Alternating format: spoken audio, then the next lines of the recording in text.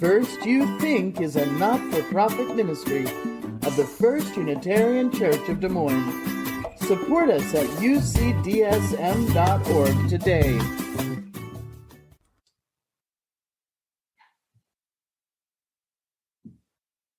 What does it mean to be truly beautiful? And how can we approach transient beauty as a spiritual practice? Holistic physician Brad Nelson says this about beauty. Experiencing beauty does something to restore the soul. Regular exposure to beauty makes us feel alive, in part because beauty is what we're made for, and in part because beneath the broken surface of our lives, as Thomas Merton would say, beauty is a reflection of who we are and what the world is. I know of no better word to describe what I sense in moments of beauty than the word wholeness. Nelson says that when we encounter something we find beautiful, it pushes us, just for that moment, into a wholeness, what he calls a renewed capacity to call forth the hidden loveliness of all things. In his book, Original Blessing, Episcopal priest and writer Matthew Fox is more direct. He says, beauty saves, beauty heals, beauty motivates, beauty unites. Beauty returns us to our origins, and here lies the ultimate act of saving, of healing, of overcoming dualism. Beauty allows us to forget the pain and dwell on the joy. But what does it mean to be beautiful? Is it perfection of form? The face of a model without a flaw? Maybe. Maybe we see it naturally in a dog or a flower or the face of a child. And we can't all agree. The shirt you might find beautiful makes me think of an explosion in a paint factory. And all the flowers I love look to you like dull weeds. So, what is beauty?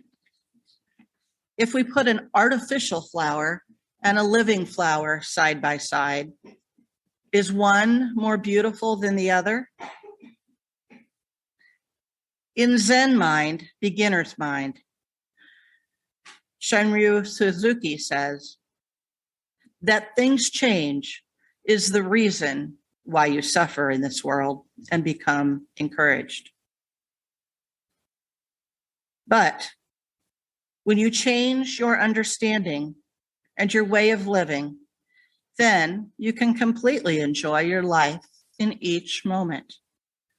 The evanescence of things is the reason you enjoy your life.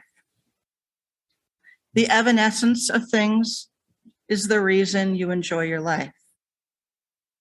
Change as a source of beauty. How unexpected. The idea of the changing nature of physical things, the evanescence as a reason for joy. Because things change, because the world is ever changing, we can see it as lovely. Louis Richmond says, a plastic flower is superficially pleasing, but only the living flower, shedding its petals and fading away at the very peak of its blossoming, is truly beautiful. This insight is the ascetic dimension of Buddhist teaching and also a source of its ethics.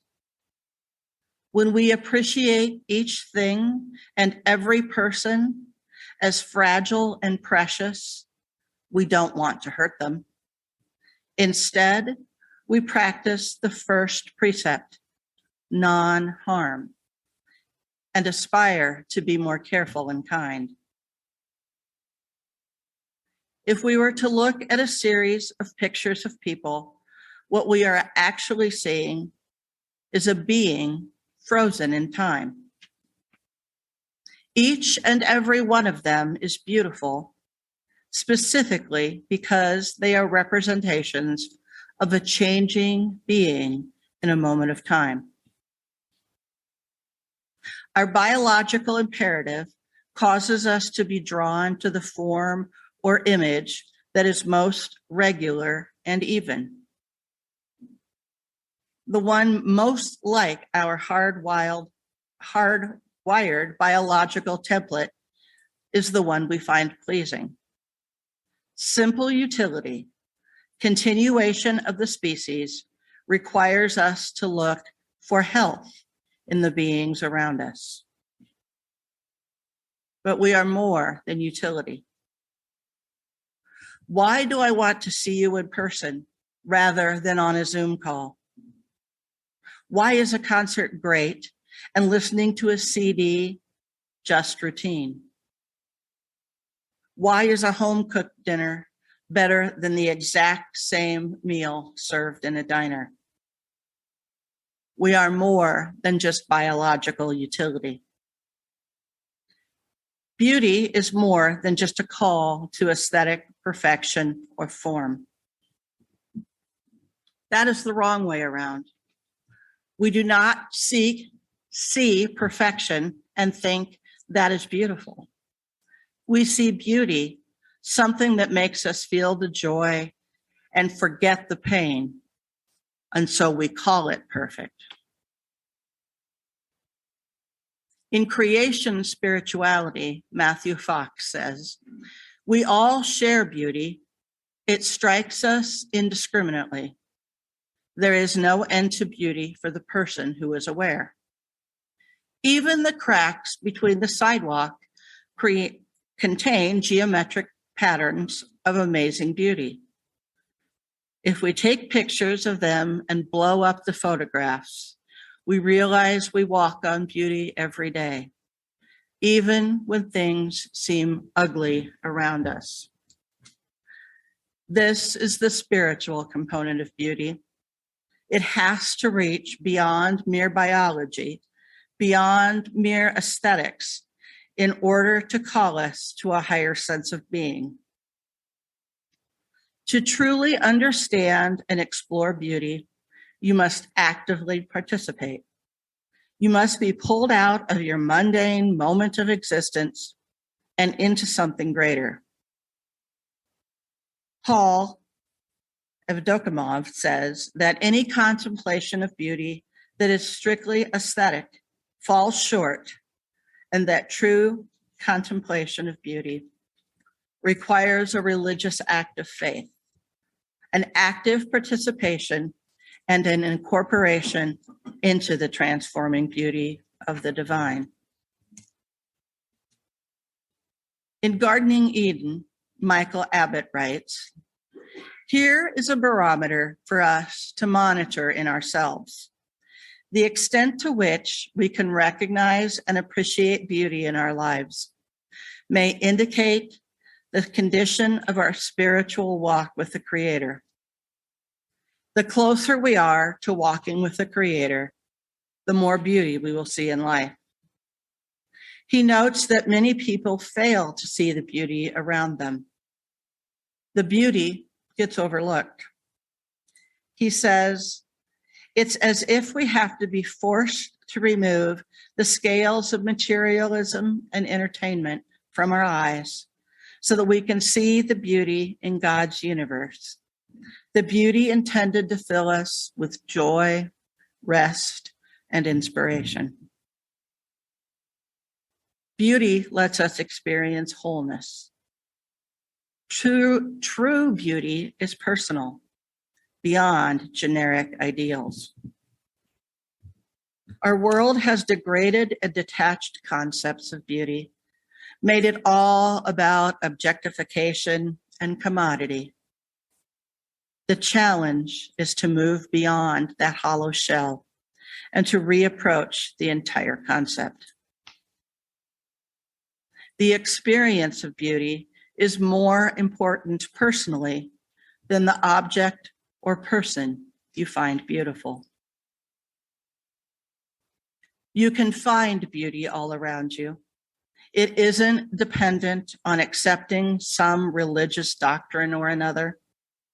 By its existence, it calls to our higher nature. It connects us directly to the transcendent, the ideal, and even the divine, without the trappings of dogma or belief, or liturgy or prayer. The beauty we see in life does not dictate some kind of faith. It places a value on our effervescent lives and reminds us that we are more than biology and ego. Everything changes, but in this moment, at this point in physical space, this person or place or thing is in harmony, is whole. And in seeing whatever it is, just for a moment, you too share that wholeness. A transcendent moment of direct religious experience. Tinley Flynn says it more beautifully. Unexpressed moments in our lives can be sanctified through beauty as they are in religion, because they endorse these realities through the representation of things not seen. Joanne Dodgson writes, beauty is a celebration of isness. It is a celebration of beingness in that we experience it in the now. Every moment we recognize the beauty in our lives, our souls are fed. Feed your soul. Look for the beauty around you every day.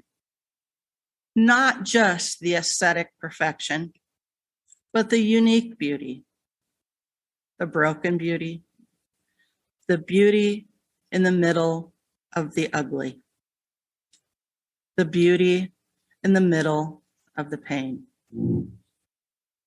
See beauty and be beautiful.